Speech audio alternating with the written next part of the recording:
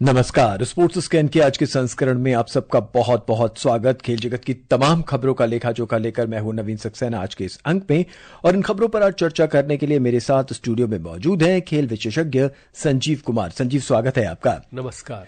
सबसे पहले सभी सुनने वालों को, और संजीव आपको विजयदशमी की ढेरों ढेरों शुभकामनाएं। मेरी ओर से भी सभी सुनने वालों को और आपको भी बहुत बहुत शुभकामनाएं। और संजीव, जिस तरह से इस समय बांग्लादेश और भारत के बीच हैदराबाद में मैच चल रहा है, लगता है कि दिवाली 20 दिन पहले ही आ चुकी है। ताबड़तोड़ बल्लेबाजी इस समय हो रही है। हाँ, ये तो दिवाली तो है ही है, लेकिन आज भी अगर आप देखें तो पटाखे छूटते हैं और जब लोग रावण दहन देखने जाते हैं वहां भी आतिशबाजी तो होती ही है जी। तो कुछ कुछ आपने कहा शुरुआत हो गई है, और जिस तरह से रन बन रहा है तो मुझे लग रहा है कि वर्ल्ड रिकॉर्ड तो टूटने की बात हम अब से कुछ देर पहले कर रहे थे, लेकिन वहां नहीं पहुंचे। लेकिन भारत शायद अपना रिकॉर्ड तोड़ दे जी।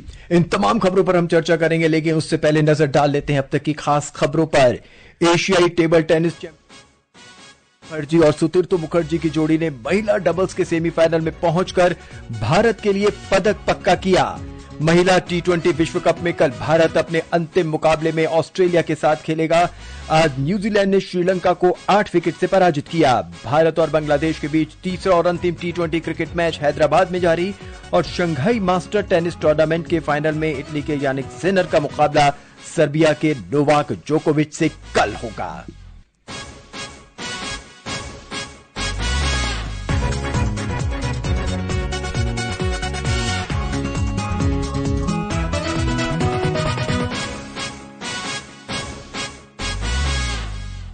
हम अपने खेल प्रेमियों को सबसे पहले कजाकिस्तान के अस्ताना में लिए चलते हैं। एशियाई टेबल टेनिस चैंपियनशिप, भारत की अहिका मुखर्जी और सुतीर्था मुखर्जी की जोड़ी महिला डबल्स के सेमीफाइनल में पहुंच गई है और एक शानदार प्रदर्शन हुआ है, और इसके साथ ही चैंपियनशिप में भारत ने अपना पदक पक्का कर लिया है।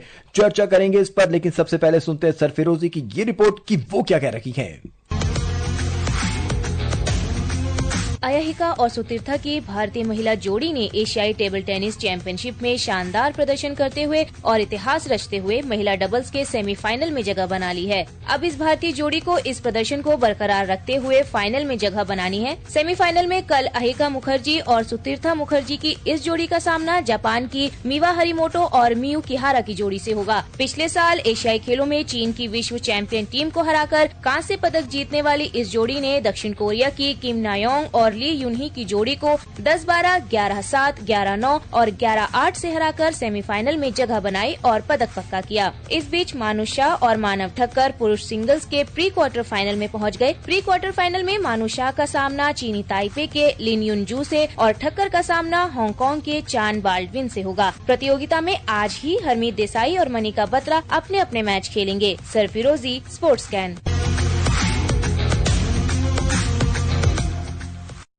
संजीव, आज का दिन शानदार हो रहा है, और जिस तरह की टेबल टेनिस की बात करें तो भारतीय खिलाड़ी लगातार बेहतर प्रदर्शन करते हुए नजर आ रहे हैं। बिल्कुल, और ये जो जोड़ी है ये ऐसा लगता है कि ये दोनों बहनें हैं, लेकिन दोनों अलग अलग परिवार से आती हैं। और जिस तरह से इनकी जोड़ी बनी और तब से अब तक का सफर देखें तो इन्होंने बहुत सफलताएं हासिल की हैं। और ये एशिया में तो हम मानते हैं कि चाइना है, कोरिया है, जापान है, टेबल टेनिस में ये अच्छे देश हैं। इन्होंने इन देशों की खिलाड़ियों को लगातार हराया है, और अब उम्मीद हम कर सकते हैं कि जिस तरह से खेल रही है और जिस तरह से पहले एक बार ये लोग ब्रॉन्ज मेडल जीत चुकी हैं, तो अब इनका जो मुकाबला है जापानीज जोड़ी से जी, तो हम ऐसा नहीं कह सकते भारतीय टीम फेवरेट है या अब वो फेवरेट है, बट मुझे लग रहा है कि मुकाबला 50-50 का है। वो जोड़ी भी अच्छी है, और अगर अब जीतती है तो ये एक ऐतिहासिक जीत होगी, और फिर तो ब्रॉन्ज और गोल्ड और सिल्वर की बात होगी जी। संजीव, जब भी टेबल टेनिस की बात होती है तो मनिका बत्रा का नाम सामने आ रहा था, या फिर हम बात करते थे अचंता शरत कमल की बात करते थे, लेकिन अब जिस तरह से बेंच स्ट्रेंथ इतना बेहतरीन प्रदर्शन कर रही है और लगातार प्रदर्शन कर रही है, व्हाट डू यू थिंक, क्या सोचते हैं कि अब आने वाले दिनों में हम और चरम उस पर पहुंच पाएंगे? देखिए, ये सारे प्लेयर लगभग आसपास ही उम्र की हैं, और हम लोग चूंकि मनिका ने ज्यादा सफलता हासिल की है, इसलिए उनकी चर्चा हम ज्यादा करते हैं। लेकिन अब इस जोड़ी ने भी, जिनसे बहुत दिनों से उम्मीद थी, पहले भारतीय जो नेशनल लेवल पे वो जीतती थी, फिर इंटरनेशनल जीतने लगी, और अब जिस तरह से उन्होंने एशियन लेवल पे कम से कम अपना जो दबदबा बनाया है, तो प्लेयर है। पुरुषों में हम अक्सर शरद कमल की बात करते हैं, लेकिन वहां पर भी मानव ठक्कर है, मानु शाह है, ये सब अच्छे प्लेयर हैं, और ओवरऑल अच्छे हमारी बेंच स्ट्रेंथ कहें या खिलाड़ी है। टेबल टेनिस की टेबल के बाद अब आपको सीधा शारजाह लिए चलते हैं। महिला टी20 क्रिकेट विश्व कप में न्यूजीलैंड ने आज श्रीलंका को 8 विकेट से हरा दिया। जीत के लिए 116 रन का लक्ष्य न्यूजीलैंड ने 17 ओवर और 3 गेंद में 2 विकेट पर 118 रन बनाकर हासिल कर लिया। इस समय ग्रुप बी में बांग्लादेश का सामना दक्षिण अफ्रीका से हो रहा है, लेकिन हमारी नजर रहेगी कल होने वाले मुकाबले पर। महिला टी20 विश्व कप कल शारजाह ग्रुप ए। भारत अपने अंतिम मुकाबले में ऑस्ट्रेलिया के साथ खेलेगा। मैच शाम 7:30 बजे से खेला जाएगा। 6 बार की चैंपियन ऑस्ट्रेलिया के साथ कल होने वाले मैच से पहले आइए समझते हैं कि दोनों टीमों की जीत और हार का आंकड़ा क्या है, विशाल के साथ। महिला टी20 के सेमीफाइनल में पहुंचने के लिए भारत के पास अब एक ही मैच बचा है। ये मुकाबला जीतने पर भारतीय टीम टॉप 4 में पहुंच जाएगी। भारत ने ऑस्ट्रेलिया को केवल ग्रुप स्टेज में 2 बार हराया है, लेकिन भारतीय महिला टीम को पिछले दोनों नॉकआउट मैच में ऑस्ट्रेलिया से हार का सामना करना पड़ा है। ग्रुप ए में दूसरे नंबर पर मौजूद भारत को न्यूजीलैंड ने पहले ही मैच में 58 रन से हराया था। इस हार के बाद भारत का रन रेट प्रभावित हुआ, लेकिन भारत ने पाकिस्तान को 6 विकेट और श्रीलंका को 82 रन से हराकर अपना रन रेट पॉजिटिव कर लिया। अब भारत 3 मैचों में 2 जीत के साथ 4 पॉइंट्स लेकर दूसरे स्थान पर है। टीम का रन रेट भी ऑस्ट्रेलिया के बाद बेस्ट है। भारत अगर ऑस्ट्रेलिया को हरा देता है तो 6 पॉइंट्स के साथ सेमीफाइनल में जगह बना लेगा। ऑस्ट्रेलिया ने श्रीलंका और न्यूजीलैंड और पाकिस्तान को पराजित किया है। ऑस्ट्रेलियाई टीम 4 अंक के साथ ग्रुप ए की पॉइंट्स टेबल के शीर्ष पर है। ऑस्ट्रेलिया अपने शेष 2 मैच में से 1 मैच जीतकर भी सेमीफाइनल में पहुंच जाएगी। Vishal Sharma, sports cat.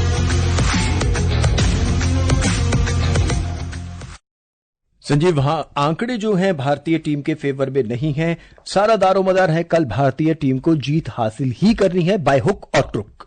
हाँ, देखिए, ये जो नेट रन रेट की बात आ जाती है तो फिर उसमें आपको जीतना ही नहीं होता है, बल्कि अच्छे तरीके से जीतना होगा, मार्जिन से जीतना होगा। और भारतीय टीम की शुरुआत अच्छी नहीं रही थी, क्योंकि न्यूजीलैंड से भारतीय टीम हार गई थी, लेकिन बाद के दो मैच उन्होंने जिस तरीके से जीतना चाहिए था वैसे उन्होंने जीत हासिल की।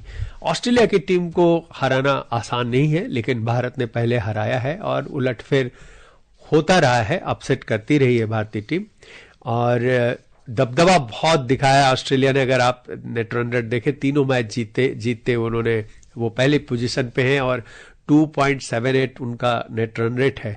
तो ये वो तो बिल्कुल कंफर्टेबल है, क्योंकि मुझे नहीं लगता कि ऑस्ट्रेलिया के साथ अब कोई बट है। ऑस्ट्रेलिया की टीम ऑलमोस्ट थ्रू ही है जी। भारत और न्यूजीलैंड के बीच अब देखना है कि दोनों में से कौन सी टीम आगे बढ़ती है। अब जो मुकाबला बचा है उसमें निश्चित तौर पे भारत को जीत हासिल करनी पड़ेगी, और अच्छे तरीके से जीत हासिल करनी पड़ेगी, जो कि थोड़ा सा मुश्किल लक्ष्य है भारत के लिए। संजीव, जब तक हम आज सोच रहे थे कि शायद न्यूजीलैंड अगर श्रीलंका से हार जाती है, हालांकि वो नहीं हुआ, थोड़ा इम्पॉसिबल ही लग रहा था। अब भारतीय टीम भी लगभग लय में नजर आ रही है, खासकर अगर ओपनर की बात करें। हमारे तमाम सलामी बल्लेबाज और मिडिल ऑर्डर भी बेहतर प्रदर्शन कर रखे हैं। कल बहुत संक्षेप में कि कल अगर हमें जीतना है तो कुछ क्या खास करना होगा? देखिए, निश्चित तौर पे ऑस्ट्रेलिया को दबाव में लाने के लिए भारत अगर पहले बैटिंग करे, मुझे लग रहा है, और ठीक ठाक स्कोर, ठीक ठाक मतलब आपको 180 रन बनाना होगा कम से कम, और फिर ऑस्ट्रेलिया को आप अपने बॉलर्स, जो खास तौर पे कई बार वो स्पिनर्स के खिलाफ फंसती है जी, क्योंकि फास्ट बॉलर्स से वो घबराती नहीं, उनके पास खुद ही बहुत अच्छी पेस बॉलर्स हैं, उनके जरिए से आप उनको कम रन पे आउट कर दे, जीत हासिल कर ले। संजीव, हमने अक्सर देखा है ऑस्ट्रेलिया के साथ हमने नॉकआउट मुकाबलों में लगातार हार का सामना करना पड़ा, लेकिन ग्रुप स्टेज में हमने कहीं ना कहीं 2 या 3 बार ऑस्ट्रेलिया को पराजित भी किया है। यही है, मैं वही कह रहा हूं कि उलटफेर भारतीय टीम हराती रही है। ऐसा नहीं है कि पहले नहीं हराया है, ऑस्ट्रेलिया को नहीं हराया जा सकता है, लेकिन ऑस्ट्रेलिया की टीम जिस तरह की टफ है, आपको उससे ज्यादा 100% से ज्यादा देना पड़ेगा। कोई भी इफ बट नहीं छोड़ना होगा। तो कल जब हम स्पोर्ट्स स्कैन का प्रोग्राम कर रहे होंगे उस समय ठीक नतीजे हमारे सामने आने के उस पे होंगे कि भारत सेमीफाइनल में पहुंचता है या नहीं। अब आपको सीधा हैदराबाद लिए चलते हैं। तीसरा और अंतिम T20 क्रिकेट मैच भारत और बांग्लादेश के बीच। टॉस जीतकर बल्लेबाजी कर रहा है भारत। ताजा समाचार यह है कि भारत ने 3 विकेट अपने गिरा दिए हैं। 18वां ओवर हो चुका है लेकिन 267 रन बोर्ड पर लड़ चुके हैं। आतिशबाजी हो रही है वहां पर। संजीव, ये बिल्कुल आपने सही कहा। और अगर 6 की बात करें तो अभी तक भारतीय इनिंग्स की ओर से मैं देख रहा हूं 19 6 लग चुके हैं, जिसमें सबसे अधिक संजू सैमसन ने 8 छक्के लगाए थे और 11 बाउंड्रीज 4 उन्होंने मारी थी। और इसी तरह अभी जो हमें लग रहा था कि रेयान पराग अभी आए हैं, हार्दिक पांड्या अभी आए हैं, शायद उनको लय में आने में थोड़ा समय लगेगा। लेकिन अगर आप देखें तो दोनों 270 के स्ट्राइक रेट से रन बना रहे हैं और यही वजह है कि भारतीय टीम ने 267 रन जो है अपना सबसे बड़ा जो स्कोर चुका है 260 का था जी, और उसको पार कर लिया है। अब कम गेंदें बची हैं। वर्ल्ड रिकॉर्ड की जो बात है 314 मेरे ख्याल से, वहां तक पहुंचना थोड़ा मुश्किल है।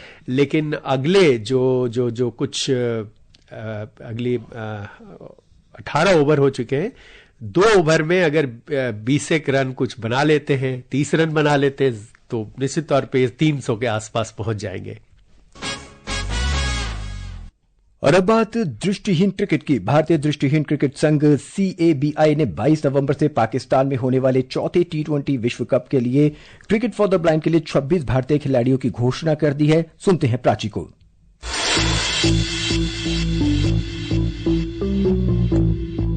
पहले 3 विश्व कप भारत में cricket association for the blind in India और Samarthanam trust for the disabled द्वारा आयोजित किए गए थे। भारत सरकार के संबंधित मंत्रालयों से मंजूरी मिलने के बाद भारतीय टीम दृष्टिहीनों के लिए होने वाले T20 विश्व कप में भाग लेने के लिए पाकिस्तान जाएगी। भारतीय टीम नई दिल्ली के विभिन्न मैदानों पर प्रशिक्षण शिविर में भाग लेगी और फिर इसके बाद चयन समिति चौथे T20 विश्व कप में भारत का प्रतिनिधित्व करने के लिए सर्वश्रेष्ठ 17 सदस्यीय टीम का चयन करेगी। खिलाड़ियों को चयन समिति द्वारा हाल के वर्षों में उनके प्रदर्शन और अनुभवों के आधार पर चुना जाता है। 27 अक्टूबर से नई दिल्ली में प्रशिक्षण शिविर में भाग लेने वाले 26 खिलाड़ियों को चुना गया है। इनमें 10 B1 श्रेणी के खिलाड़ी जो पूरी तरह से नेत्रहीन हैं, 7 B2 श्रेणी के खिलाड़ी जो केवल 2 मीटर दृष्टि रखते हैं और 9 B3 खिलाड़ी जो 6 मीटर तक दृष्टि रखते हैं, उन्हें शामिल किया गया है। चौथे दृष्टिहीन T20 विश्व कप का उद्घाटन 22 नवंबर को और फाइनल 3 दिसंबर को होगा, जिसे दिव्यांग व्यक्तियों के अंतर्राष्ट्रीय दिवस के रूप में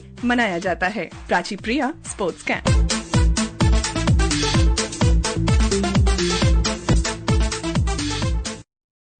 क्रिकेट के बाद अब चलते हैं टेनिस की दुनिया में। इटली के Jannik Sinner Shanghai master tennis tournament के फाइनल में पहुंच गए हैं। कल फाइनल में इनका मुकाबला सर्बिया के नोवाक जोकोविच से होगा, लेकिन सिनर ने सेमीफाइनल जीत के कुछ कीर्तिमान हासिल की हैं। सुनते हैं करिश्मा को।